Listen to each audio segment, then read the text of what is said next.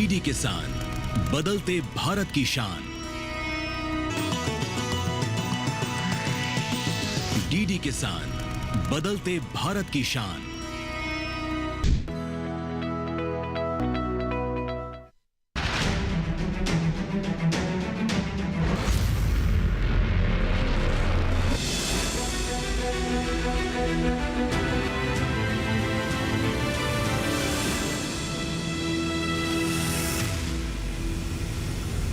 नमस्कार, आप सभी का स्वागत है दूरदर्शन किसान पर। आप देख रहे हैं हमारा खास कार्यक्रम हेलो किसान। मैं हूं आपके साथ पुलकित शुक्ला। हेलो किसान के इस कार्यक्रम में हम लेकर आते हैं खेती किसानी से जुड़े हुए कुछ महत्वपूर्ण विषय, और उन विषय से जुड़कर आप अपने सवाल इस कार्यक्रम के माध्यम से पूछते हैं। इस कार्यक्रम का उद्देश्य है कि हमारे किसान भाइयों की समस्याओं का समाधान कर उनकी खेती किसानी को और बेहतर किया जा सके, ताकि किसान भाई अच्छा उत्पादन ले सके, उनकी लागत को कम किया जा सके, और जब अच्छा उत्पादन लेंगे तो अच्छा मूल्य किसान भाई ले पाएंगे। हेलो किसान में अलग अलग विषय लेकर हर बार हम हाजिर होते हैं। तो आज कौन से विषय लेकर हम हाजिर हुए हैं आपके लिए, आपके हित के लिए? सबसे पहले नजर डालेंगे आज हेलो किसान के आज के विषयों पर।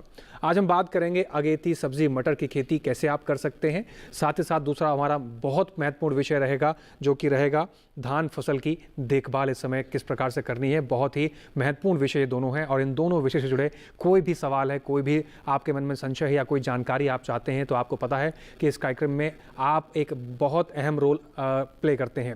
अगर बात करें आपके भूमिका की, तो आप इस कार्यक्रम में 3 माध्यमों के जरिए जुड़ते हैं अपने सवालों के साथ, और आपकी समस्या का समाधान इस कार्यक्रम में किया जाता है। तो 3 माध्यम कौन से हैं? सबसे पहले टोल फ्री नंबर है। टोल फ्री नंबर आप नोट कर सकते हैं 1800-11-3061, 1800-11-3061।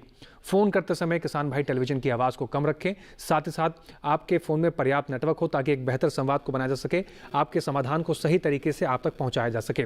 जिन किसान भाइयों का फ़ोन नहीं लग पाता, वो किसान भाई व्हाट्सअप का इस्तेमाल कर सकते हैं। आप व्हाट्सअप नंबर नोट कर लीजिए 8800-520-717। व्हाट्सअप करते समय जहां से आप अपना सवाल भेज रहे हैं, जगह का नाम, अपना नाम सवाल के साथ लिखना बिल्कुल ना भूलें। इसके अलावा आप हमें ईमेल के जरिए भी अपने सुझाव, अपने सवाल हम तक पहुंचा सकते हैं। आप ईमेल आईडी नोट कर सकते हैं hellokisan2015@gmail.com। तो इन 3 माध्यमों का इस्तेमाल कीजिए, और इन दोनों विषय से जुड़े आपके कोई भी सवाल हैं, आपके मन में कोई संशय है, कोई जानकारी आप चाहते हैं, तो सीधा कार्यक्रम में अपनी भूमिका निभाइए और अपने सवालों के साथ इस कार्यक्रम में अपनी समस्या का समाधान पाइए। फिलहाल अब रुक करते हैं उन एक्सपर्ट्स का जो आपकी समस्या का समाधान करेंगे, और हमारे साथ स्टूडियो में मौजूद हैं। सबसे पहले स्वागत करते हैं डॉक्टर ब्रिज बिहारी शर्मा जी का। डॉक्टर शर्मा जी, आपका स्वागत है। आप एसोसिएट प्रोफेसर हैं रानी लक्ष्मीबाई केंद्रीय कृषि विश्वविद्यालय, झांसी, उत्तर प्रदेश से। साथ ही साथ हमारे साथ दूसरे खास मेहमान हैं डॉक्टर दिनेश कुमार जी। डॉक्टर दिनेश कुमार जी, आपका भी बहुत स्वागत है। आप प्रधान वैज्ञानिक हैं शस्य विज्ञान संभाग, IRI पूसा, नई दिल्ली से। आप दोनों मेहमानों का बहुत स्वागत करते हैं, और हमारे किसानों भाइयों की समस्याओं का समाधान करने के लिए कार्यक्रम की शुरुआत करते हैं। सबसे पहले डॉक्टर ब्रिज बिहारी जी का रुख करते हैं। डॉक्टर ब्रिज बिहारी जी, मटर की अगर खेती की बात की जाए, सब्जियों में एक बहुत महत्वपूर्ण स्थान इसका होता है, और ज़्यादातर जो मटर की खेती होती है हमारे उत्तर प्रदेश में देखी जाती है। आज हम बात कर रहे हैं अगेती मटर की बुआई को लेकर। अगेती मटर की बुआई, क्या जो बुआई करने का समय है यह उचित समय है?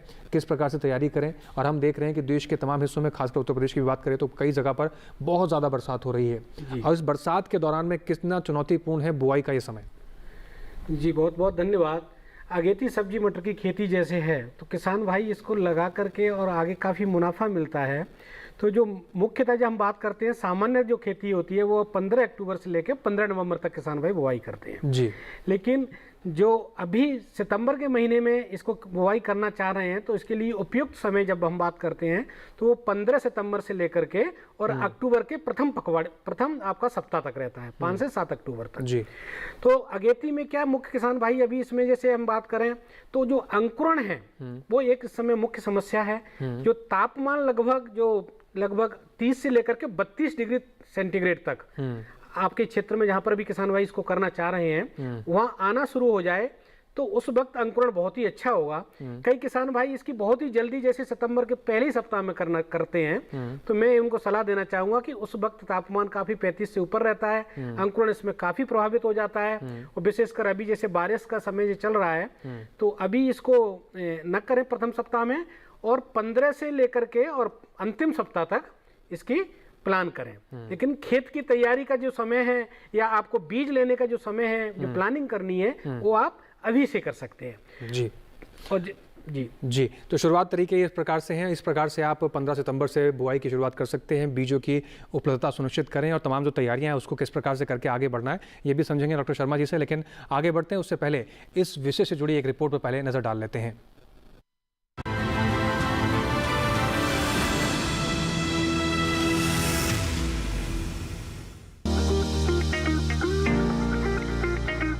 अगेती मटर की बुआई सितंबर के आखिरी सप्ताह से लेकर अक्टूबर के मध्य तक की जा सकती है। मटर की बुआई के लिए दोमट और हल्की दोमट मिट्टी सही रहती है। किस्मों की बात करें तो किसान मटर की अगेती किस्मों जैसे आजाद मटर 3, काशी नंदिनी, काशी मुक्ति, काशी उदय और काशी अगेती किस्में लगा सकते हैं। इन किस्मों की सबसे खास बात यह है कि ये 50 से लेकर 60 दिनों में तैयार हो जाती हैं। इससे खेत जल्दी खाली हो जाते हैं और किसान दूसरी फसलों की बुआई भी कर सकते हैं। हालांकि किस्मों का चयन अपने इलाके के हिसाब से करना अच्छा रहता है। साथ ही बुआई से पहले कृषि विशेषज्ञों से किस्मों की उपलब्धता के बारे में जान लेना भी अच्छा रहता है। बुआई बेहद नम मिट्टी में करें। बुआई के 15 दिनों बाद पहली सिंचाई करें। इसके बाद पौधे में फूल आने पर ही सिंचाई करें। बुआई के लिए प्रति हेक्टेयर 80 से लेकर 100 किलोग्राम बीज की जरूरत होती है। मटर को बीज जनित रोगों से बचाने के लिए मैंकोजेब 3 ग्राम या थीरम 2 ग्राम प्रति किलोग्राम बीज की दर से उपचारित करना चाहिए। मटर की अगेती किस्मों के लिए पंक्ति से पंक्ति और पौधे से पौधे की दूरी 30 बाय 6 से 8 सेंटीमीटर काफी रहती है। खेत की तैयारी के समय प्रति हेक्टेयर 20 से 25 टन सड़ी गोबर की खाद के साथ 40 किलोग्राम नाइट्रोजन, 60 किलोग्राम फास्फोरस और 50 किलोग्राम पोटाश का उपयोग करें।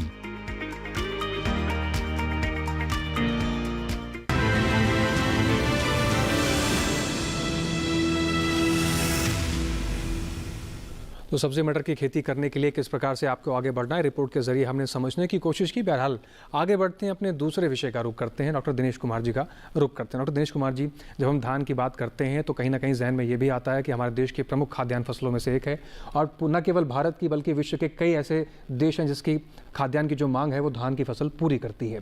मौजूदा समय की हम बात करें, हमारे देश के अंदर कई ऐसे राज्य हैं जहाँ पर बेहिसाब बारिश हो रही है। खासकर हम पंजाब की बात करें, बीते दिनों हमने देखा कि पंजाब के तमाम ऐसे किसान हैं जिन्होंने धान की फसल लगाई थी और बेहिसाब जल वर्षा होने की वजह से उनकी जो फसल है वो पानी में बह गई है। तो क्या पंजाब के किसानों के लिए अभी भी कोई रोशनी का सहारा यहाँ पर देखने को मिल सकता है? क्या इतने जल जमाव में भी अपनी फसल को बचा सकते हैं या कोई समाधान उनके लिए? सबसे पहले शुरुआत इसी से करेंगे आज। जी बिल्कुल। जहाँ पे बहुत ज़्यादा बारिश हुई है और धान की फसल डूब गई है, तो धान की फसल 8-10 दिन तो ये डूबी हुई बर्दाश्त कर लेती है। अगर धान का ऊपर के पत्ते की नोक भी पानी के बाहर है तो धान बच जाएगा। आपको ज़्यादा चिंता करने की ज़रूरत नहीं है, हड़बड़ाने की ज़रूरत नहीं है। हाँ, धान अगर पूरी तरह से डूब गया, धान के ऊपर 1 फीट 2 फीट आपके पानी अगर खड़ा है और लंबे समय तक रहेगा तो उस तरह का धान बच पाना बहुत मुश्किल है, ना के बराबर है। देखने में ऐसा भी आया है कि वो पूरी मिट्टी समेत धान की फसल को ही बहा के ले गई। तो इतनी तेज भी बारिश कहीं कहीं पर हुई है।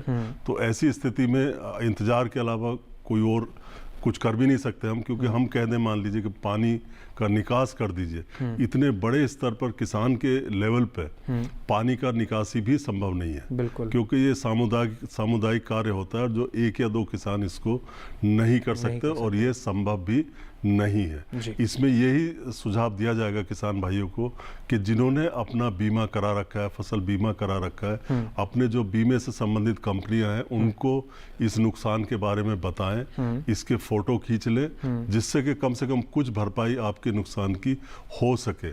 इसीलिए सरकार भी और यहाँ से हम लोग भी किसान भाइयों को यही सुझाव हमेशा देते हैं कि अपनी फसलों का बीमा जो है आप कराइए, पता नहीं कब प्राकृतिक आपदा आ जाए और आपको इसकी जरूरत पड़ जाए। बिल्कुल।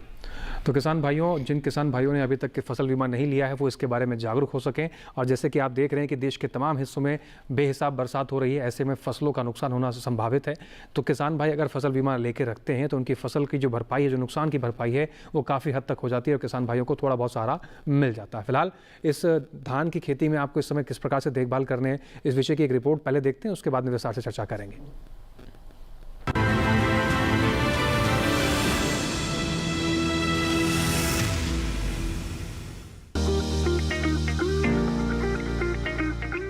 फसल की उचित देखभाल ही अच्छी फसल की गारंटी होती है। जिन किसानों ने धान लगा रखा है वे धान में नाइट्रोजन की दूसरी और अंतिम मात्रा टॉप ड्रेसिंग के रूप में 50 से 55 दिनों के बाद यानी बाली बनने की शुरुआती अवस्था में अधिक उपज देने वाली उन्नत किस्मों के लिए 30 किलो और सुगंधित किस्मों के लिए 15 किलो नाइट्रोजन प्रति हेक्टेयर की दर से उपयोग करें। ध्यान रहे कि टॉप ड्रेसिंग करते समय खेत में 2 से 3 सेंटीमीटर से अधिक पानी नहीं होना चाहिए। बालियां और फूल निकलने के समय खेत में पर्याप्त नमी बनाए रखने के लिए जरूरत के हिसाब से सिंचाई करें।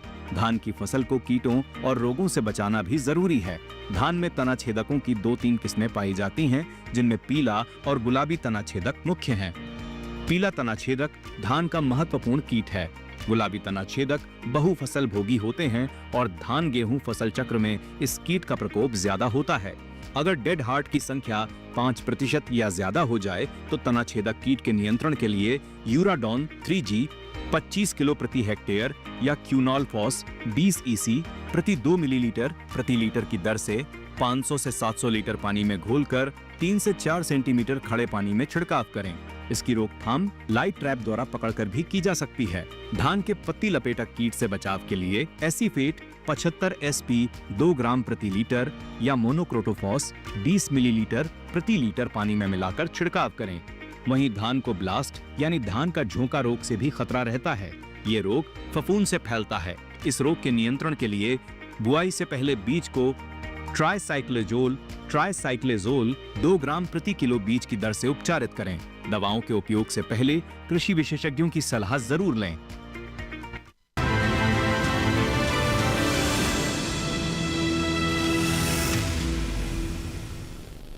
तो धान की फसल की देखभाल करना इस समय बेहद आवश्यक है। एक एक बारीक बातें आपको ध्यान में रखनी होंगी, तभी आपकी धान की फसल आपको अच्छा उत्पादन देगी।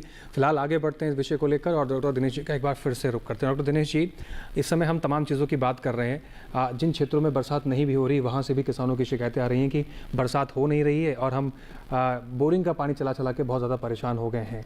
ऐसे किसानों के लिए कितनी चिंता की बात है? क्या सिर्फ पानी देना फसलों में उचित रहेगा या इसके अलावा और भी कुछ बातों का ध्यान रखना अनिवार्य है? जी देखिए, वैसे तो देश के ज़्यादातर हिस्सों में बहुत अच्छी बरसात हुई है और अभी जैसे हम चर्चा कर रहे थे कुछ हिस्सों में तो बहुत ही ज़्यादा बरसात हो गई है जिससे धान की फसल प्रभावित हुई है।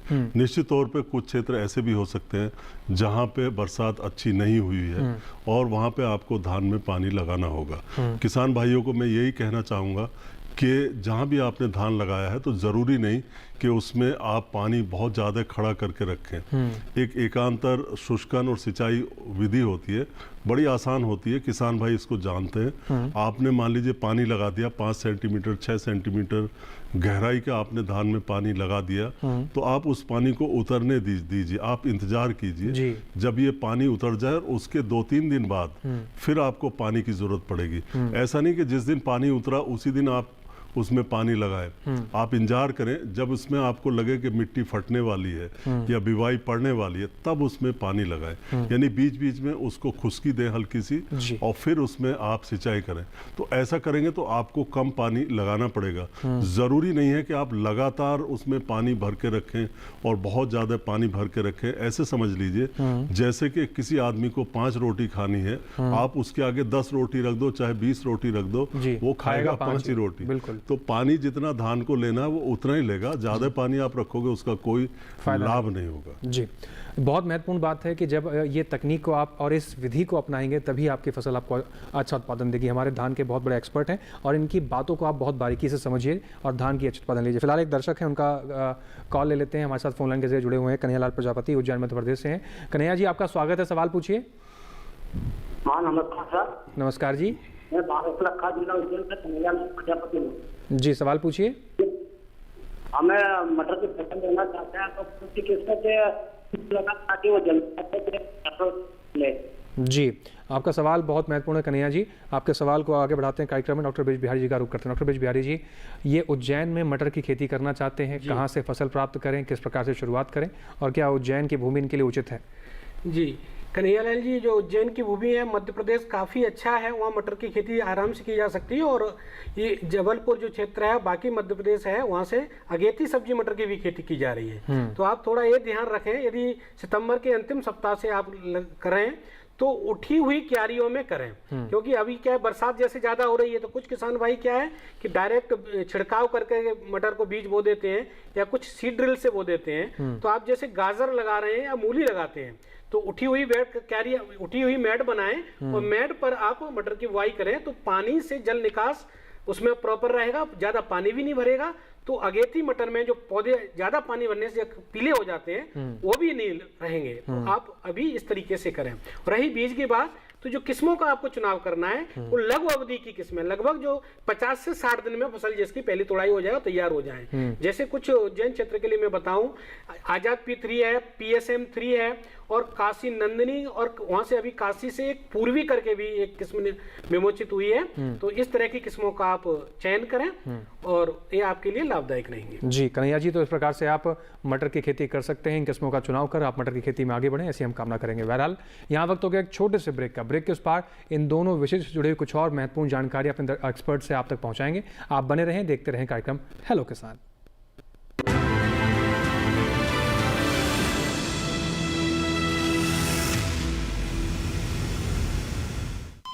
अरे सुन तो। मुझे क्या सुनाना चाहते हो? जो सुनाओ मेरी सौतन को। किसको? अरे वही तुम्हारा मोबाइल फोन जिससे सुबह शाम दिन रात चिपके रहते थे और कहते थे किसान कॉल सेंटर से बातें हो रही हैं। अच्छा ये बात है। हाँ क्यों, क्या हुआ? अब बात नहीं होती क्या? अब तो झट से बात हो जाती है। ऐसा क्या? हाँ, अब तो ज्यादा लाइनें और खास तकनीक के कारण खेती के माहिरों से तुरंत बात हो जाती है। और अगर कभी लाइन व्यस्त हो तो अपनी समस्या फोन पर रिकॉर्ड करा दो, वहाँ से फोन आ जाता है और समस्या की हल का मैसेज भी आ जाता है।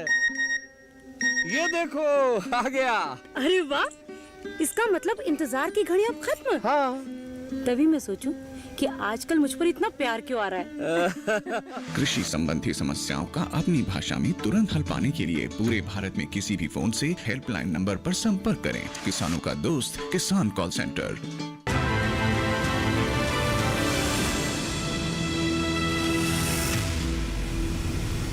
ब्रेक के बाद एक बार फिर से आप सभी का स्वागत है। कार्यक्रम हेलो किसान देख रहे हैं आप। दो महत्वपूर्ण विषय को लेकर आज हम चर्चा कर रहे हैं, आपकी समस्याओं का समाधान कर रहे हैं। एक और दर्शक हमारे साथ फोन लाइन के जरिए जुड़े हुए हैं, उनका रुख कर लेते हैं। नंदस्वरूप मिश्रा जी बाराबंकी उत्तर प्रदेश से हैं। नंदस्वरूप जी आपका स्वागत है, सवाल पूछिए।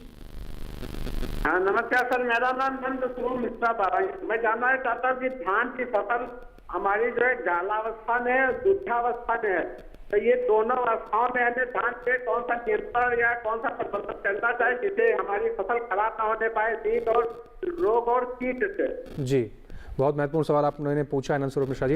डॉक्टर दिनेश कुमार जी का रुख करते हैं। डॉक्टर दिनेश कुमार जी बाराबंकी से हमारे दर्शक हैं और इनके धान की फसल को लेकर जो उन्होंने सवाल किया उसका समाधान। जी बिल्कुल, देखिए आपकी कुछ जो धान की फसल है उसमें बालियां बन रही हैं लेकिन पौधे के बाहर नहीं निकली, और कुछ में आपकी बालियां निकल चुकी हैं और उसमें दूध पड़ रहा है। यानी दोनों ही दशाओं में आपके धान की जननिक अवस्था है, जनन की अवस्था है, उसकी जो वानस्पतिक अवस्था है वो पूर्ण हो चुकी है। तो ऐसी अवस्था पे 2-3 कीट हैं जो प्रमुख तौर पे आपको ध्यान रखना है।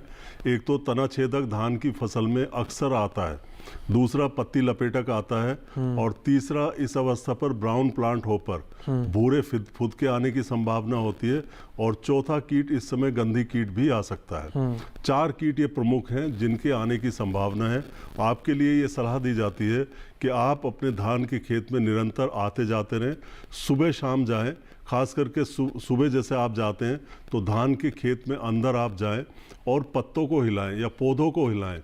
पौधों को आप हिलाएंगे तो आपको आइडिया लग जाएगा कि वहाँ पे कुछ कीट पतंगे उड़ते हुए दिखाई तो नहीं दे रहे। उनसे भी कई बार किसान भाई आइडिया लगा लेते हैं कि हमारे धान की फसल में कीट आ गया। ये तो पहले से पता लगा सकते हैं। दूसरा, जब ये 3-4 कीट मैंने बताए आते हैं फसल में तो ये नुकसान करते हैं। उस नुकसान की हम पहचान करके और फिर कीट के बारे में जानकारी ले सकते हैं। जैसे तना छेदक है या पत्ती लपेटक कीट है। तना छेदक कीट क्या होता है, इसकी इल्ली या सूंडी नीचे से मिट्टी के नजदीक से धान के पौधे में अंदर घुसती है और खा जाती है, और जो बीच की अध खुली पत्ती होती है, नई पत्ती होती है, वो भूरे रंग की हो जाती है। इसको डेड हार्ट कहा जाता है। जिसमें बालियां निकल गई है उसमें बालियां आपकी सफेद पड़ जाती है। हालांकि एक कीट से होता है लेकिन इसको सफेद बाली रोग कहा जाता है। वो बाली चांदी के रंग की हो जाती है और बड़ी आसानी से बाहर खिंच जाती है। इसी तरह से पत्ती लपेटक आप समझ रहे हैं, इसकी सूंडी पत्ती को दोनों तरफ से सिल देती है, सुरंग बना देती है और हरे रंग का जो पदार्थ होता है पत्तियों को खा जाती है। और भूरा फुदका जो होता है ये तने पे बैठता है, तने का जो शीत होता है जिस पे जो लिपटा होता है तने के ऊपर, उस शीत पे आवरण पे भी बैठ जाते हैं इसके शिशु और वयस्क। ये दोनों पौधे के विभिन्न भागों से रस चूसते हैं। ये मच्छर के आकार के होते हैं। और गंधी कीट तो किसान भाई समझते हैं कि इसके खेत के बाहर आसपास आप घूमते हैं तो गंध आती है, बदबू आती है। और इसके जो प्रौढ़ और शिशु होते हैं ये दोनों धान के जो हमारे दाने हैं उनसे दूध पीते हैं। इनके जहाँ तक नियंत्रण की बात है तो निश्चित तौर पे अगर एक सही मात्रा, सही संख्या से अधिक इनकी संख्या हो जाती है तब हमें इनका नियंत्रण करना पड़ता है। पत्ती लपेटक और तना छेदक कीट के लिए आप कार्टेप हाइड्रोक्लोराइड का प्रयोग कर सकते हैं। इसके अलावा फिप्रोनिल है। इसी तरीके से जो हमारा ये है गंधी कीट है, इसके नियंत्रण के लिए आप मेलाथियान डस्ट आती है 5%, 25 से 30 किलोग्राम प्रति हेक्टेयर के हिसाब से आप इसकी डस्टिंग कर सकते हैं। और डस्टिंग की मशीनें बाजार में मिलती हैं, उससे आप धूलन उसका कर सकते हैं। जी, तो इस प्रकार से आप मौजूदा समय में जो कीट और रोग लेने की संभावना होती है उसमें कीटों का ध्यान आप कैसे रख सकते हैं, उनके प्रबंधन को लेकर भी हम बात करेंगे। फिलहाल रुक करते हैं अपने दूसरे विषय की तरफ, डॉक्टर ब्रिज बिहारी जी का रुक करते हैं। डॉक्टर ब्रिज बिहारी जी, अगर हम बात करें मटर, अगेती सब्जी मटर की, जब हम बात कर रहे हैं, भूमि का चयन और भूमि की तैयारी ये कितना बड़ा रोल प्ले करता है। और साथ ही साथ अगर जैसे हम देख रहे हैं कि बरसात का सीज़न चल रहा है, आपने बुआई करते समय पहले अगर बरसात हो जाती है या आपने बुआई कर दी उसके अगले दिन ही बरसात हो जाती है, तो क्या उस समय भी कोई फसल को नुकसान हो सकता है? अगर हो सकता है तो किस प्रकार से प्रबंधन किया जाए? जी, तो किसान भाइयों को सबसे पहले जैसे भूमि के चयन की बात करें तो बलुई दोमट जो मिट्टियां हैं वो सबसे इसके लिए उपयुक्त रहती हैं। हालांकि किसान भाई जैसे जिसमें कि जैविक कार्बन अंश अच्छा रहता है वो अच्छी उपज देती हैं, तो भूमि को पहले अच्छे से 2-3 बार इसकी जुताई करें गहरी। उससे क्या होता है कि अगेती, विशेषकर अगेती सब्जी मटर में एक पी स्टेम फ्लाई होती है जो मटर के तना मक्खी होती है, तो वो बहुत नुकसान करेगी। तो उसमें क्या है, कुछ उसके अंडे, प्यूपा, जो कुछ अवस्थाएं होती हैं वो नष्ट हो जाएंगी। और उसके बाद जो अंतिम जब जुताई करें उससे पहले जैसे मैंने बताया कि इसमें कुछ जैसे आगे इसमें एक उकठा रोग आता है, तो किसान भाई जब एकदम पहले उसको भूल जाते हैं तो बाद में क्या है, पौधे पीले पड़ने लग जाते हैं और फिर एकदम समस्याएं होती हैं कि खेत हमारा नष्ट हो रहा है, पौधे पीले पड़ रहे हैं। तो उसके लिए ट्राइकोडर्मा विरिडी, तो ट्राइकोडर्मा जो एक जैविक भी है और इस तरह का, उसको सड़े हुए गोबर की खाद में मिलाकर के खेत में जब अंतिम हम जुताई करें उससे पहले मिला दें, तो वो उसमें बहुत जरूरी है। और जो नत्रजन है, फास्फोरस, पोटास, जैसे कि नत्रजन जैसे लेग्यूम वाली फसल है जो जिसकी जड़ों में क्या है कि इस तरह के कुछ बैक्टीरिया रहते हैं जो वातावरण में उपस्थित जो मुक्त नत्रजन होता है उसका स्थिरीकरण करते हैं। जी, डॉक्टर ब्रिज बिहारी जी, मैं आपको रोकना चाहूंगा, एक दर्शक हैं फोन लाइन के जुड़े हुए हैं, पहले उनका रुख कर लेता हूँ फिर लौटता हूँ आपके पास। कल्याण है हमारे साथ, बरेली उत्तर प्रदेश से। कल्याण जी, आपका स्वागत है, सवाल पूछिए। मैं गन्ने के साथ सही फसल मटर की खेती करना चाहता हूँ डॉक्टर साहब से। जी, डॉक्टर ब्रिज बिहारी जी। जी बिल्कुल, गन्ने के साथ आप मटर की सह फसल खेती कर सकते हैं। एक अनुशंसित भी है। तो इसमें आप गन्ने की जो दूरी रख रहे हैं उसमें 2 लाइन पंक्तियां मटर रख सकते हैं इसमें। तो इसमें मटर की जो मैं किस्में बताऊंगा, आप आजाद P3 और PSM3 इनमें से कोई भी आप चयन करें। और गन्ने से गन्ने की जो दूरी है रोकी वो 90 सेंटीमीटर रहेगी और मटर की आप 30 सेंटीमीटर, 2 लाइनों में 30 से 30 सेंटीमीटर रखें। और पौधे से पौधे की जो दूरी है वो तकरीबन 5 से 7 सेंटीमीटर आप रख सकते हैं। और यह भारतीय जो गन्ना अनुसंधान संस्थान जो लखनऊ में है उनके द्वारा ये पद्धति अनुशंसित है उस क्षेत्र के लिए, तो आप इसको कर सकते हैं। जी बिल्कुल, देखिए इसमें आजकल कुछ किसान ट्रेंच मेथड से भी गन्ना लगा रहे हैं जिसमें 5 फुट 6 फीट पे भी गन्ना लगाया जाता है। वहाँ तो और आसानी है आपकी मटर की फसल लेने की, बड़ी सुगमता से आप जो हमारा शरदकालीन गन्ना है जो कि 15 अक्टूबर 10 अक्टूबर के आसपास किसान लगाते हैं, ये फसल की सह फसली खेती हो सकती है। बिल्कुल, तो इस प्रकार से आप कल्याण जी गन्ने के साथ सह फसल खेती आप करेंगे तो अच्छा खासा मुनाफा लेंगे और दोनों फसल आपको अच्छा मुनाफा दें, अच्छा उत्पादन दें, ये भी हम कामना करेंगे। फिलहाल डॉक्टर ब्रिज बिहारी जी, आप जो बात बता रहे थे उसको बात को पूरा कीजिए। तो जैसे हम बता रहे हैं, बता कि जो तैयारी है, मिट्टी आप भुरभुरी अच्छे से तैयारी बना लेंगे तो उसमें क्या रहेगा, जैसे अभी पानी बहुत हो रहा है, बारिश हो रही है, तो अगेती के लिए विशेषकर छिड़काव विधि से न करें, ब्रॉडकास्ट न करें बीज को, वह मेडी पर बनाएं और उस तरह बीज का उपचार भी बहुत जरूरी है। तो बीज के उपचार के लिए जैसे आप इसमें मैंकोजेब है या थीराम है 3 ग्राम प्रति किलोग्राम सीड के हिसाब से वो जरूर करें। और जो बीज दर है, अक्सर किसान भाई क्या है कि बीज दर जो मध्य जो होता है, मुख्य फसल होती है, वो 80 से 100 किलोग्राम तक है। और अगेती के लिए 120 किलोग्राम बीज दर ये सामान्यतः ज्यादा अनुशंसित की गई है। तो इस बीज दर से उसको बीज की बुआई करें। और जब बीज की बुआई हो जाती है तो लोगों को लगता है इसमें पानी ज्यादा, इसके लिए पानी ज्यादा नहीं चाहिए। मटर एक ऐसी फसल है जिसको कम पानी में सिंचाई इसको कम चाहिए, ज्यादा पानी देने से इसमें नुकसान होता है जी। और यदि बारिश हो रही तो उसको जल निकास करें। तो जो पहली सिंचाई है इसमें वो तकरीबन 20 दिन के बाद जी 20 दिन तक सिंचाई न करें। जैसे आपने बताया कि आज हमने मटर की बुआई करी, अचानक से बारिश हो गई, तो यह क्या है कि अंकुरण को प्रभावित करता है। जैसे ही यदि इस तरह की जो मिट्टी है जिसमें काली मिट्टी या जैविक अंश ज्यादा है, तो एक परत बन जाती है ऊपर, पपड़ी जैसी बन जाती है। तो पपड़ी बनने से अंकुरण के लिए फुटाव होता है, तो उसमें अवरोध उत्पन्न करता है। तो आप इसमें क्या है 8 से 10 दिन बाद थोड़ा बहुत अंकुरण हो रहा है तो आप इसमें होइंग कर सकते हैं या उसकी निराई गुड़ाई थोड़ा सा करें तो अंकुरण हो जाए, उसके बाद ही सिंचाई करें। यदि पानी नहीं भी आप जैसे बारिश है तो पानी पहले तुरंत बिजाई के बाद नहीं देना है जी। जैसे पलेवा करते हैं, जैसे गेहूं लगा रहे हैं तो पहले पलेवा करके आप जो नमी है वो खेत में मेंटेन करें, उसको सुनिश्चित करें जी। और खेत में जैसे देखा तो लड्डू जैसे बन रहा है, इतना मिट्टी को आप बनाएंगे तो थोड़ा सा उस मिट्टी से लड्डू जैसा बन रहा है, उसमें नमी है प्रॉपर, तो पलेवा करने के बाद जब आप उसमें बिजाई करेंगे बीज की तो अंकुरण उसी जो उपस्थित नमी है उसमें अच्छे से हो जाएगा जी। तो इन चीजों का विशेषकर ध्यान रखें जी।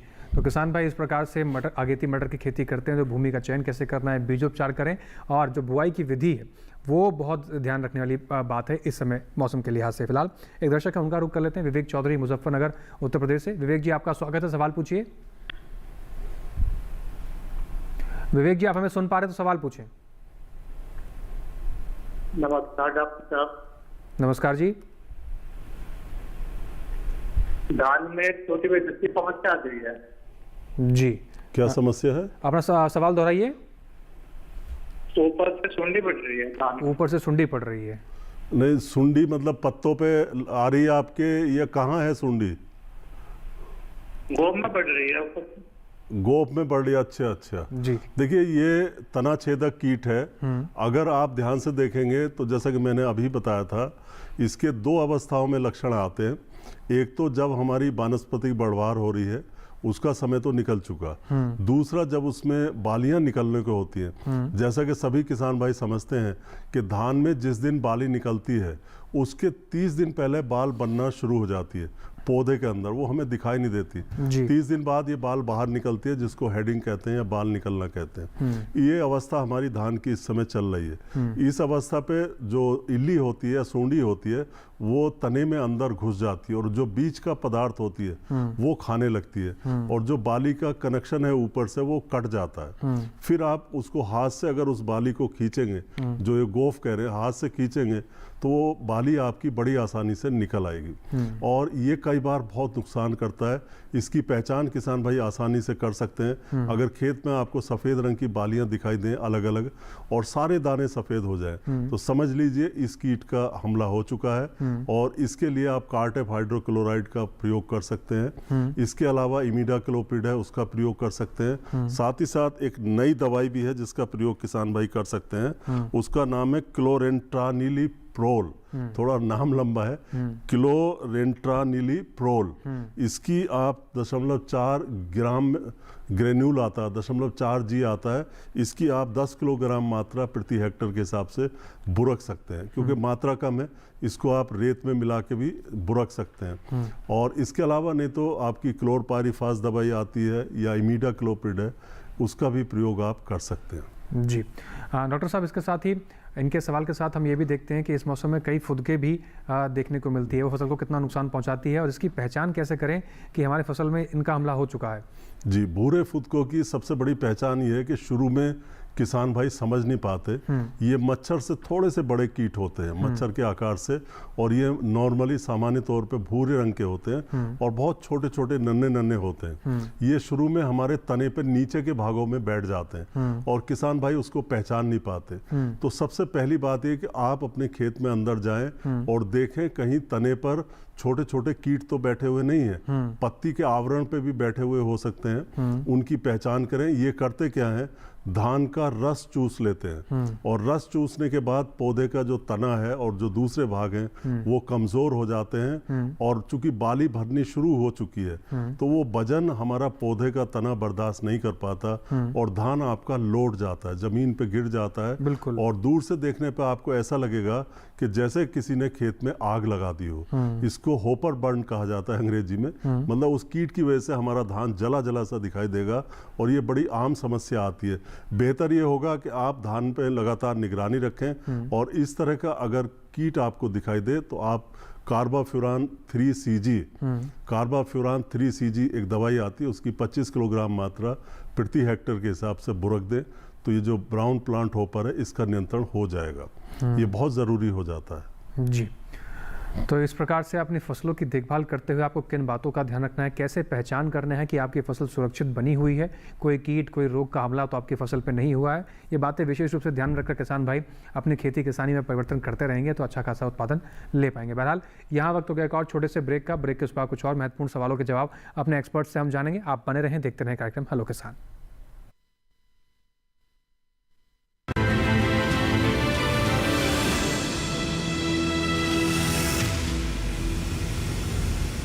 डीडी किसान ने कर ली है तैयारी, यहाँ मिलेगी पशुपालन की हर एक जानकारी, घर आंगन से लेकर व्यवसायिक फार्म तक, मुर्गी पालन से लेकर रेगिस्तान के जहाज तक। बीमारियों से पशुपालक बिल्कुल ना हो परेशान, विशेषज्ञ करेंगे आपकी समस्या का समाधान। देखिए अपना पशु चिकित्सक हर रविवार शाम 6:30 बजे दूरदर्शन किसान पर।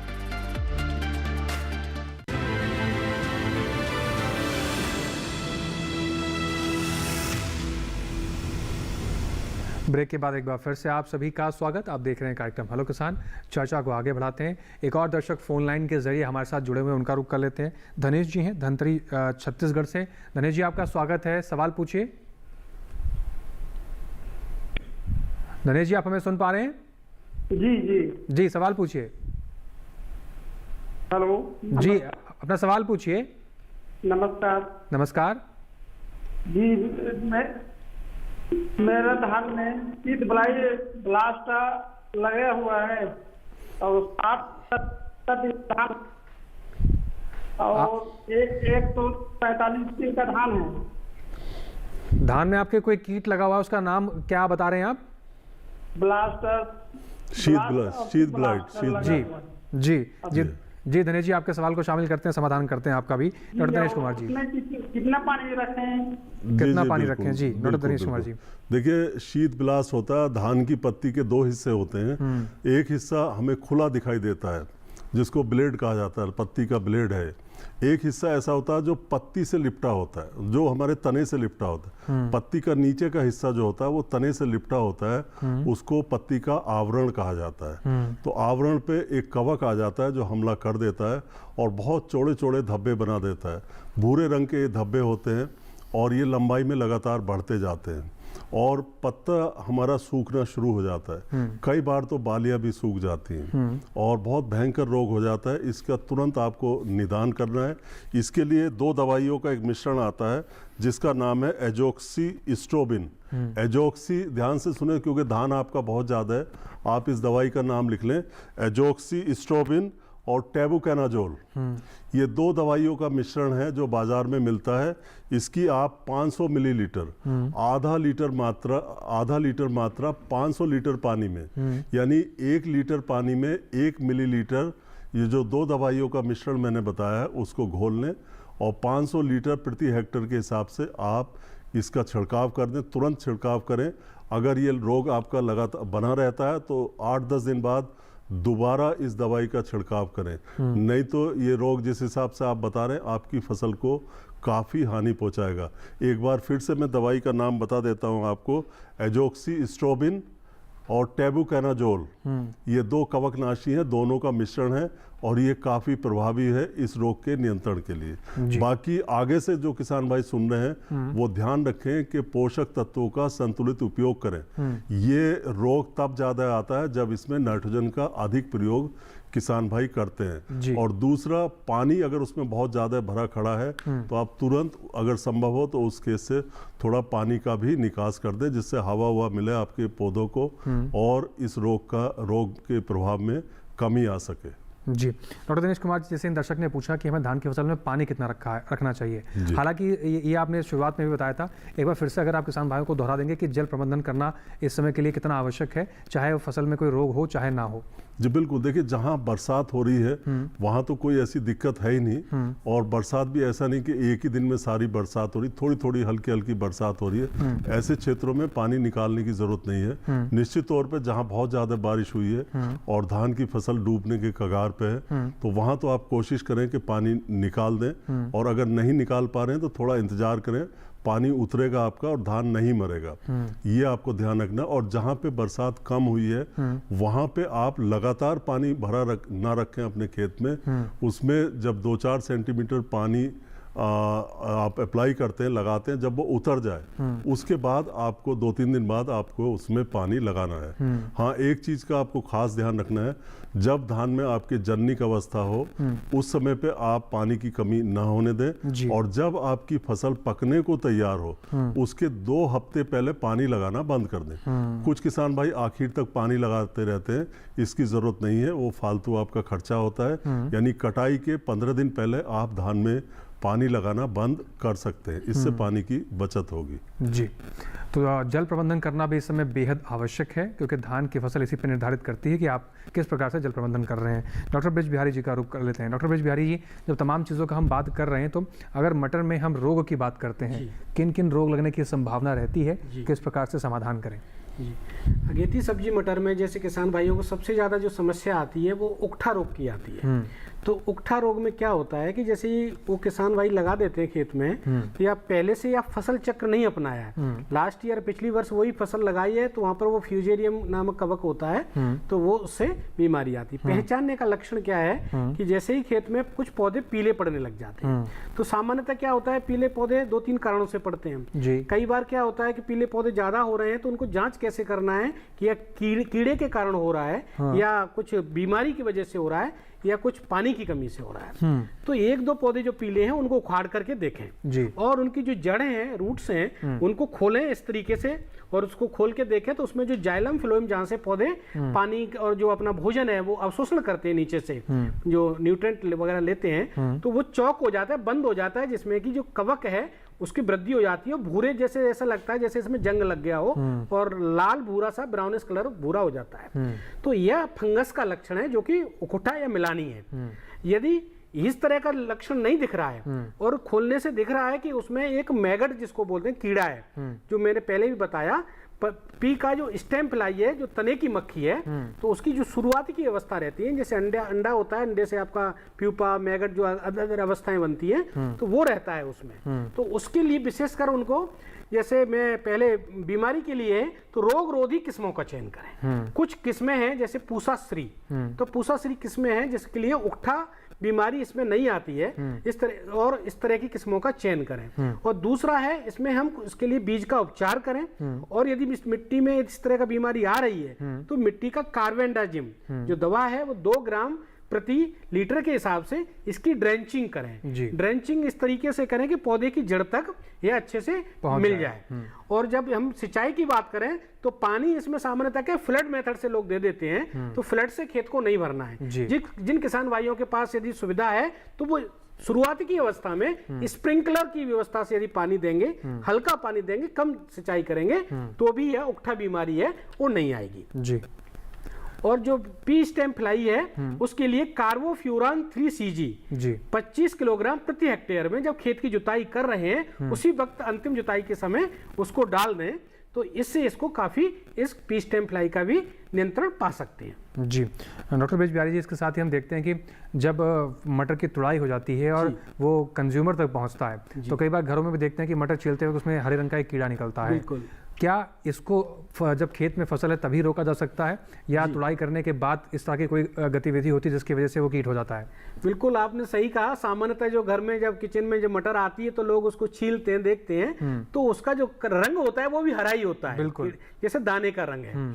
तो सामान्यतः क्या होता है कि यह एक पॉड बोरर, जिसको फली छेदक कीड़ा कहते हैं, तो इसकी अवस्थाएं जो वानस्पतिक अवस्था होती है, जब उसमें फूल भी नहीं आया होता है, तो पत्तों पर जो अंडे देना शुरू कर देते हैं, और वहां से इसकी छोटी छोटी जैसे कीड़े की अवस्थाएं होती हैं, जैसे फूल आता है तो फूल में से जैसे फली बनती है, उसी अवस्था में है फली छेदक है, वो अपना काम करना शुरू कर देता है, नुकसान पहुंचाना शुरू कर देता है। तो उसी अवस्था से हमें इसका नियंत्रण करना चाहिए। जैसे कुछ इसमें दवा है स्पाइनोसेट, तो स्पाइनोसेट जो दवा है वो 1 ml या 2 ml दवा 10 लीटर पानी में मिलाकर के इसका हम छिड़काव करें शुरुआती अवस्था में, यहाँ पर हम कुछ देख पा रहे हैं, तो उससे इसको नियंत्रण कर सकते हैं। और इसके लिए क्या है, कुछ फेरोमेन ट्रैप्स हैं, वो भी लगभग 4 से 5 फेरोमेन ट्रैप्स हैं, वो आप खेत में प्रति हेक्टेयर से लगाएंगे, तो जो अंडे देते हैं नर और मादा, वो रात्रि में उस लाइट ट्रैप लगाया फेरोमेन ट्रैप, उससे अट्रैक्ट होते हैं, आकर्षित होते हैं, और उससे भी इनका नियंत्रण कर सकते हैं।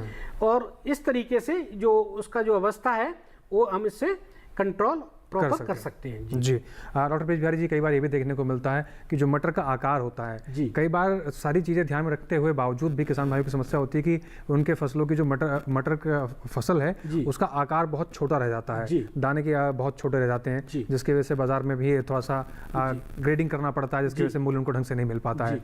तो जिन किसान भाइयों का जो फसल उत्पादन है वो अच्छा क्वालिटी का रहता है, उसकी क्या वजह रहती है, और जिनकी छोटी रह जाती है उसके कारण क्या है, उसका समाधान किस प्रकार से किया जाए, इस सवाल को मैं लूंगा। लेकिन फिलहाल एक दर्शक है, उनका रुख कर लेता हूँ। शिवम कुमार जी, रघुवीर जी हैं सागर से, मध्य प्रदेश से, उनका रुख कर लेते हैं। रघुवीर जी, स्वागत है आपका, सवाल पूछिए। हाँ नमस्ते सर। नमस्ते जी।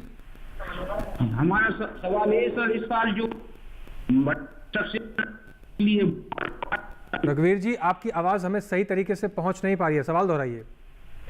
सवाल हमारा ये था कि जो इस साल सबसे अच्छी किस्म निकली है मटर की, वो और सही बोने का समय क्या है? जी रघुवीर जी, आपका सवाल बहुत महत्वपूर्ण है। डॉक्टर ब्रिज बिहारी जी, एक रघुवीर जी का सवाल कि इस साल कौन सी किस्म अच्छी है इनकी बुआई के लिए सागर के हिसाब से, मध्य प्रदेश के लिहाज से, और जो सवाल मैंने पूछा उन दोनों का जवाब।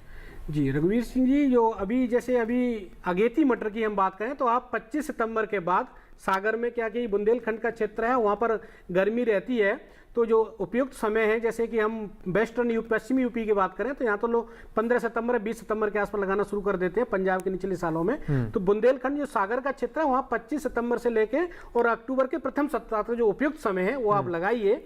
और एक जो किस्म है, जो नई किस्म जैसे में विमोचित हुई है पिछली साल, तो वो काशी पूर्वी करके है, जो भारतीय सब्जी अनुसंधान संस्थान वाराणसी से विकसित है। तो काशी पूर्वी में 10 से 13 तक फलियां रहती हैं, और इसकी उपज भी 110 से 120 क्विंटल प्रति हेक्टेयर के हिसाब से अगेती में ले सकते हैं। तो आप इस किस्म का चुनाव करें तो आपको अच्छा मुनाफा होगा। जी, अब आते हैं उस सवाल पर जब मैं कह रहा था कि कई मटर की जो फली होती है वो छोटी रह जाती है, दाने छोटे रह जाते हैं, और कुछ किसान देखते हैं कि उनकी फसल अच्छी होती है, तो ये किस वजह से, इसको भी क्या सही किया जा सकता है? बिल्कुल, ये बहुत ही आपने सही सवाल है, और कई किसान भाइयों की समस्याएं रहती हैं। तो जैसे कि अब जैसे बात करते हैं, जो मटर है इसमें खाद देते हैं तो जो मिट्टी में भी तो देते ही हैं, लेकिन जो परणी छिड़काव की बात करते हैं, फोलियर स्प्रे करते हैं, चाहे वो एनपीके का जो मिक्सचर आता है 19-19 का, उसका जो शुरुआत की अवस्था है उस पे स्प्रे करें 20-25 दिन में, तो उससे क्या होता है कि बढ़वार अच्छे से ले लेती है फसल, तो वानस्पतिक वृद्धि अच्छी हो जाती है। और जो आप बता रहे हैं कि कुछ टेढ़ी मेढ़ी फलियां हो गई, या जिसमें छोटे साइज रह गए, या उसमें बीज नहीं बनना है, तो यह एक सूक्ष्म पोषक तत्व है। किसान भाई क्या है, सामान्यतः जो बड़े जो बृहद पोषक तत्व है, नाइट्रोजन, फास्फोरस, पोटास, उनका तो ख्याल रखते ही हैं। तो जो बोरॉन आता है, तो बोरेक्स की वजह से क्या है कि जो परागण होता है, उस परागण में से फलियों में कई बार छोटे रह जाते हैं, और उसमें पॉलिनेशन परागण नहीं होगा तो दाने कम भर पाते हैं। तो इसके लिए जो बोरेक्स को खेत में 2 से 3 किलोग्राम प्रति हेक्टेयर के हिसाब से खेत में बोरेक्स की अप्लाई करें, और यदि नहीं डाल पाए हैं तो इसका पत्री छिड़काव, बाद में फोलियर स्प्रे भी आप बोरेक्स का कर सकते हैं। जी, तो ये समाधान है, जब आप फली देखते हैं कि छोटी पड़ गई है, उसका समाधान को अपनाकर आप फलियों को जो आकार में भेद आता है वो भेद नहीं आएगा। फिलहाल एक दर्शक है, उनका रुख कर लेते हैं। रामचंद्र जी हैं प्रयागराज से। रामचंद्र जी, आपका स्वागत है, सवाल पूछिए। अपने टेलीविजन की आवाज कम कर लीजिए, फिर अपना सवाल पूछिए। वो सर,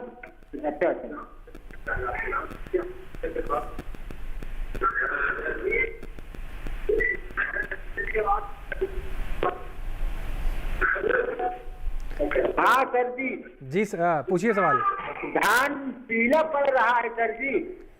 धान पीला पड़ रहा है जी, डॉक्टर दिनेश कुमार जी। पीला पड़ रहा है, किस वजह से पड़ रहा है? आपको क्या लगता है क्यों पीला पड़ रहा है? हाँ, वो पत्ती कहीं कहीं पीली है। हाँ, कहीं कहीं पत्ती पीली है। और क्या देख रहे हैं आप उसमें? सारे पत्ते पीले हैं या कहीं कहीं पीली है पत्ती? न पत्ती कहीं कहीं इसमें पीली पड़ रही है, उसको क्या करें? ऊपर की पत्ती पीली है या नीचे की पत्ती पीली है? हाँ। कौन सा पत्ता पीला है? रामचंद्र जी, पत्ता ऊपर का पीला है, नीचे का पीला है? नहीं, बीज का। बीज का पीला। आपने यूरिया वगैरह लगाया है उसमें? यूरिया? रामचंद्र जी, आपने यूरिया लगाया क्या उसमें? हाँ, यूरिया लगाए हैं सर जी। देखिए, ये बीज का पत्ता पीला बता रहे हैं, लेकिन ऐसा इस अवस्था पे होना संभव नहीं है। इनके निश्चित तौर पे या तो किसी पोषक तत्व की कमी है, खास करके पोषक तत्व की कमी की संभावना है। तो यहाँ से हम इनका उत्तर देने में असमर्थ हैं। इनको यही सलाह दी जाती है कि जो आपके नज़दीक में कृषि विज्ञान केंद्र हो या जिला का कोई कृषि का डिपार्टमेंट हो, वहाँ या कोई विश्वविद्यालय हो आपके आसपास, कॉलेज हो, वहाँ के विशेषज्ञों से आप संपर्क करें और खेत में उन्हें बुलाएं या उनके पास फोटो भेजें। वही आपकी समस्या का समाधान कर सकते हैं, क्योंकि पत्ता पीला होने के बहुत सारे कारण हो सकते हैं, बिल्कुल, जो यहाँ से कह पाना मुश्किल है। जी बिल्कुल, बहुत महत्वपूर्ण बात आपने डॉक्टर दिनेश जी ने बताई है। आपने फिलहाल यहाँ वक्त हो गया एक और छोटे से ब्रेक के उस पर कुछ और महत्वपूर्ण सवालों का रुख करेंगे। आप सभी बने रहें, देखते रहें कार्यक्रम हेलो किसान।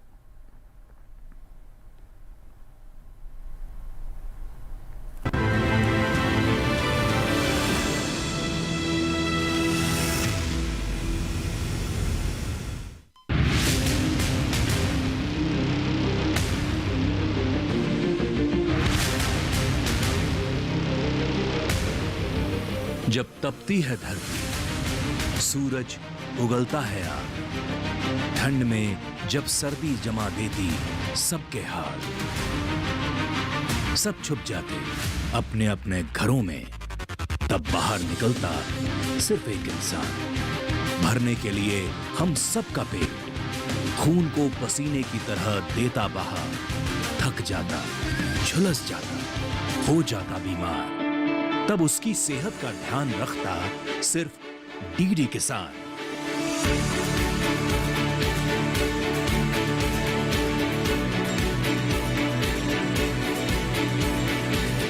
देखिए स्वस्थ किसान शनिवार शाम 6 बजे लाइव, सिर्फ दूरदर्शन किसान चैनल पर।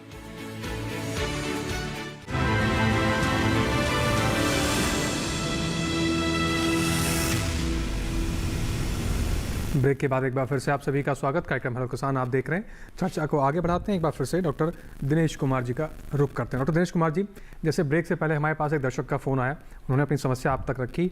कई बार ऐसा भी होता है कि समस्या को हम समझ नहीं पाते और समझ ना पाने के कारण उनको कुछ भी समाधान देना उचित नहीं होता है, जो कि काबिल तारीफ आपकी बात रही। लेकिन हम कई बार ये भी देखते हैं कि दूर दराज क्षेत्रों में किसान भाइयों की फसलों की जो कुछ समस्याएं देखने को मिलती है, तो वो कृषि विशेषज्ञों के पास जाने से बजाय वो आसपास के लोगों से डिस्कस करते हैं, उनका समाधान ढूंढने की प्रयास करते हैं।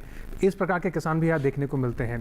तो उन किसानों के लिए आप क्या कहना चाहेंगे कि किसी प्रकार की भी समस्या वो देखते हैं तो पहले कृषि विशेषज्ञों से संपर्क करें, कृषि विज्ञान केंद्र से संपर्क करें, वहाँ आपको बेहतर समाधान मिल सकता है। और साथ ही साथ किसान भाइयों के लिए आप क्या कहना चाहेंगे इस बात पर? जी बिल्कुल, पहली बात तो ये है कि जब भी हमारे खेत में कोई समस्या नहीं है, कोई परेशानी है ही नहीं, तो जबरदस्ती उसमें रसायनों का प्रयोग ना करें। बिल्कुल। अभी मान लीजिए हमें बुखार आया नहीं और बुखार की हम दवाई खाना शुरू कर दें।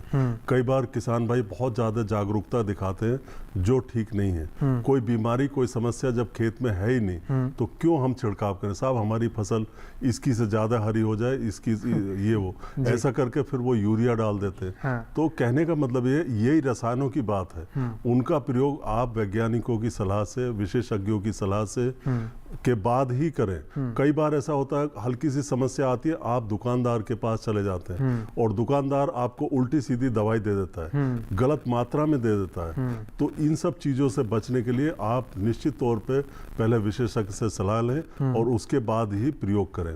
एक और बात मैं किसान भाइयों को बताना चाहता हूँ कि आपके दिमाग में ऐसा कह दिया जाता है कि आप इस दवाई का छिड़काव कर दो, उस दवाई का छिड़काव कर दो, पत्ता हरा हो जाएगा, आपका ये बायो स्टिमुलेंट है, ये है, ये वो है। उन चीज़ों पे आप अपना पैसा खर्च ना करें। आप अगर कभी ऐसी कोई बात आती है तो आप वैज्ञानिकों से सलाह लें, उसके बाद ही इस बारे में सोचें। आजकल बाजार में बहुत सारे बायो स्टिमुलेंट के नाम पे चीज़ें किसानों को दी जा रही हैं। इन चीज़ों से किसान भाइयों बहनों को बचना चाहिए। और जैसा कि पौधों का जो मुंह होता है वो जड़ होती है, जड़ से ही पौधा पानी लेता है, जड़ से ही पौधा खुराक लेता है, पत्तों से वो पूरी खुराक नहीं ले सकता। तो इस बात का भी हमें ध्यान रखना है और इसमें आपको सही सलाह वैज्ञानिकों से मिल सकती है या कृषि विज्ञान केंद्र पे जो हमारे एक्सपर्ट होते हैं वो आपकी मदद कर सकते हैं। जी, और ये कोई भी फसल लगाए, इस विषय को हर किसान भाई को हर फसल के लिए फॉलो करना चाहिए। इसी दिशा निर्देश के अनुसार उनको काम करना चाहिए। किसी भी तरह की कोई समस्या हो तो नजदीकी कृषि विज्ञान केंद्र से या कृषि अधिकारी से आप संपर्क करें, उसी प्रकार से आप समाधान ले सकते हैं। फिलहाल डॉक्टर ब्रिज बिहारी जी का रुख करते हैं। डॉक्टर ब्रिज बिहारी जी, अगर हम मटर की फसल की बात करते हैं तो मटर की फसल हाइट में काफ़ी ज़्यादा ऊंची होती है। अगर ऐसे में खरपतवार मटर की फसल में आ जाए तो वो भी काफ़ी चुनौतीपूर्ण होते हैं और हम देखने को मिलता है कि हमारे देश में अत्यधिक फसलें का नुकसान ज़्यादातर खरपतवारों की वजह से ज़्यादा होता है। उन खरपतवारों का निस्तारण करना कितना बड़ी चुनौती है मटर के खेत में? जी, खरपतवार तो सामान्यतः क्या है कि बारिश के मौसम के बाद वो काफ़ी उगा आते हैं और विशेषकर अगेती सब्जी मटर में। लेकिन इसके लिए हम सबसे पहले सलाह देंगे कि जैसे बीज की हमने बुआई कर दी, तो जैसे ही बुआई की है तो इसके 24 से मतलब 36 घंटे के भीतर पेंडामिथिलिन करके आती है दवा, तो उसको 3 लीटर दवा 1000 लीटर पानी में मिला करके पूरा खेत में अच्छे से इसकी छिड़काव कर दें और तर कर दें जमीन को।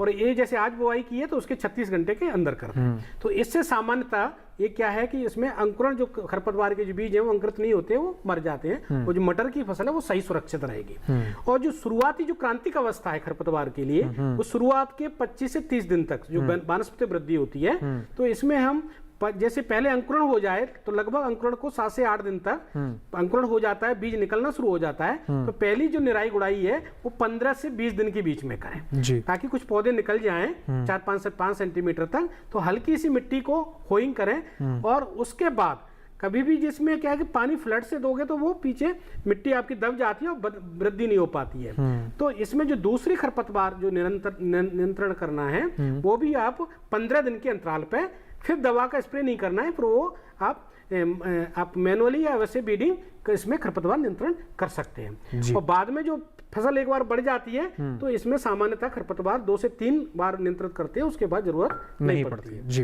एक दर्शक हैं जींद हरियाणा से जयवीर जी, उनका रुख कर लेते हैं। जयवीर जी, आपका स्वागत है, सवाल पूछें। जयवीर जी, आप सुन पा रहे हैं हमें? हाँ सर जी, सवाल पूछिए। सर, धान में भूरा तो प्रकोप हो चुका है। भूरा तना हो गया है? हाँ जी, हाँ जी। जी डॉक्टर, दोबारा बताएं आप। तना हो गया, भूरे फुद के आ गए, क्या हो गया? है जयवीर जी, भूरा तना हो गया या भूरे फुदके लगे हुए हैं? अच्छा, ये भूरा तेला। जी, भूरा तेला आ गया ना, ब्राउन प्लांट होकर। हाँ, भूरा तेला आ गया। तो ये भूरा तेला जैसे मैंने बताया था मच्छर की तरह होता है और आपके पत्ती के आवरण और तने पे ये बैठा होता है शुरुआती दौर में। फिर ये ऊपर पत्तों से भी रस चूसता है। इसके जो शिशु होते हैं, बच्चे होते हैं और जो वयस्क होते हैं, दोनों ही नुकसान करते हैं और रस चूसते रहते हैं, पौधा कमजोर हो जाता है। और अगर इसका आक्रमण ज्यादा हो गया तो फिर ये फसल आपकी जमीन पे लौट भी सकती है, गिर भी सकती है, जली हुई सी नजर आएगी। तो इसके तुरंत नियंत्रण के लिए आप कार्बाफ्यूरान 3CG, ध्यान से सुने, कार्बाफ्यूरान 3CG, ये CG में आती है, G वाली बैन हो गई है। तो 3CG का आप प्रयोग करें, 25 किलोग्राम मात्रा प्रति हेक्टेयर के हिसाब से आप करेंगे तो ये भूरा तेला आपका नियंत्रित हो जाएगा। जी, तो ये बहुत महत्वपूर्ण बात है और इस प्रकार से आप समाधान करके जो आपकी समस्या है उसका समाधान कर सकते हैं। डॉक्टर ब्रिज बिहारी जी का रुख कर लेते हैं। डॉक्टर ब्रिज बिहारी जी, अब हम बात करते हैं मटर की फसल की तुड़ाई को लेकर। तुड़ाई करने की विधि क्या होती है? सुबह करना चाहिए, शाम को करना चाहिए, किस प्रकार से करना चाहिए? डंठल के साथ करें या खाली मटर को तोड़ें? ये सबसे उचित विधि क्या है?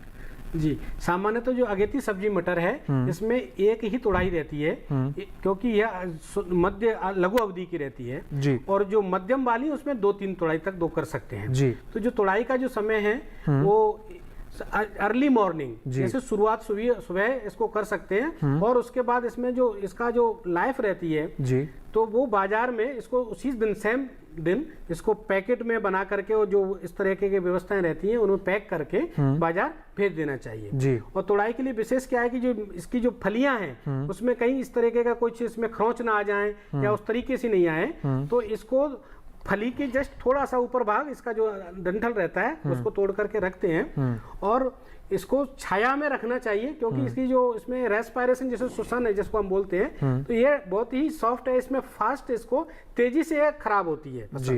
तो 1 या 2 दिन में इसको ज्यादा रख नहीं सकते, या रखना है तो आपके पास जो कोल्ड स्टोरेज है तो शाम को आपने नई दिन में बेच पाए तो रखें, फिर दूसरे दिन इसको शीत भंडारण के बाद ही इसको बाजार में विपणन करें जी। तो इस प्रकार से आप मटर फल की तुड़ाई कर सकते हैं। और जब धान की खेती की हम बात कर रहे हैं तो दोनों बातें बहुत महत्वपूर्ण हैं और दोनों विषय को लेकर जो महत्वपूर्ण जानकारियां आप तक आज के कार्यक्रम में हमारे एक्सपर्ट द्वारा आप तक पहुंचाई गई है, इन सभी बातों का विशेष रूप से आप ध्यान रखकर अपनी खेती किसानी में परिवर्तन कर अच्छा उत्पादन लेंगे, ये हम कामना करते हैं। फिलहाल doctor bridge Bihari Sharma ji, doctor Dinesh Kumar ji, आप दोनों मेहमानों का बहुत शुक्रिया। आपने हमारे किसानों के लिए बहुत महत्वपूर्ण बातें बताई हैं, बहुत अच्छे तरीके से उनकी समस्याओं का समाधान किया।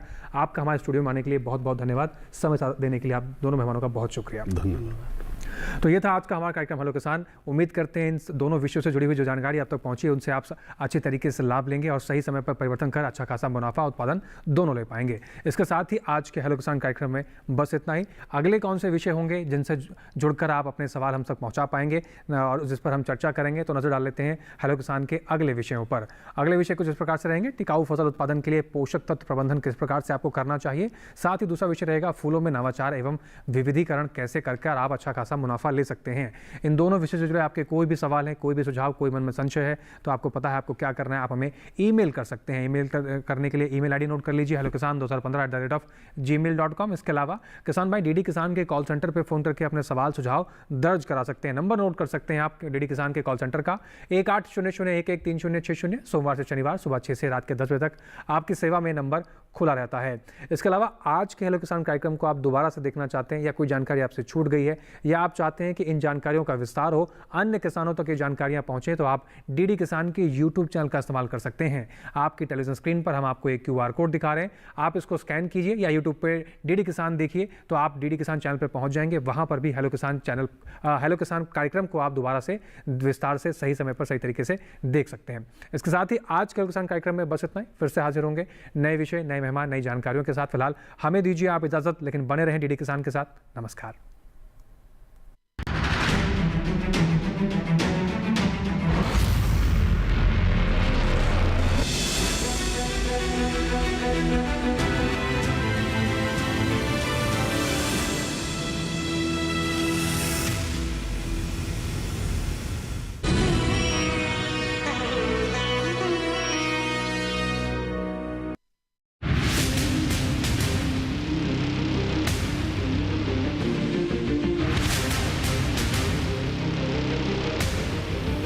जब तपती है धरती, सूरज उगलता है आग, ठंड में जब सर्दी जमा देती सबके हाल, सब छुप जाते अपने अपने घरों में, तब बाहर निकलता सिर्फ एक इंसान, भरने के लिए हम सबका पेट, खून को पसीने की तरह देता बहा, थक जाता, झुलस जाता, हो जाता बीमार, तब उसकी सेहत का ध्यान रखता सिर्फ डीडी किसान।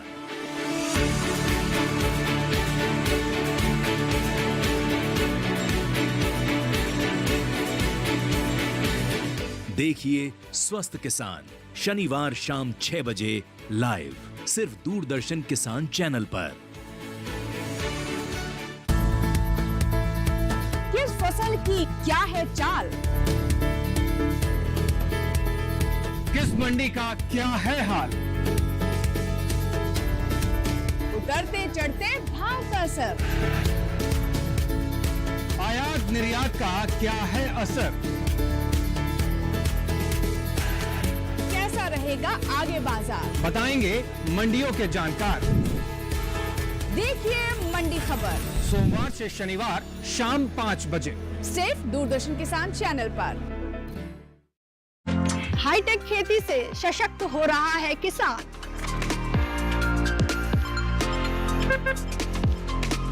टेक्नोलॉजी का हो कृषि में विस्तार, इसके लिए IIT कानपुर दे रहा है एग्री स्टार्टअप्स का पूरा साथ।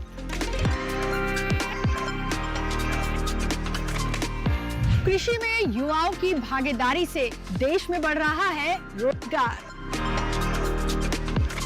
कृषि स्टार्टअप की नई सीरीज एग्रीटेक स्टार्टअप्स हर शनिवार रात 9:30 बजे और पुनः प्रसारण सोमवार शाम 4 बजे सिर्फ DD किसान पर।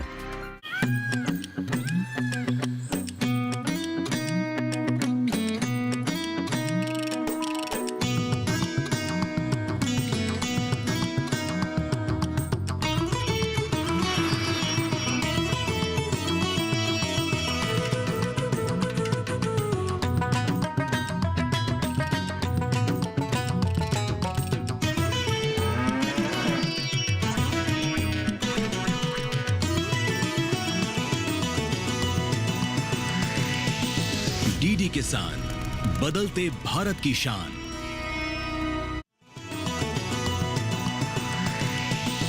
DD किसान, बदलते भारत की शान।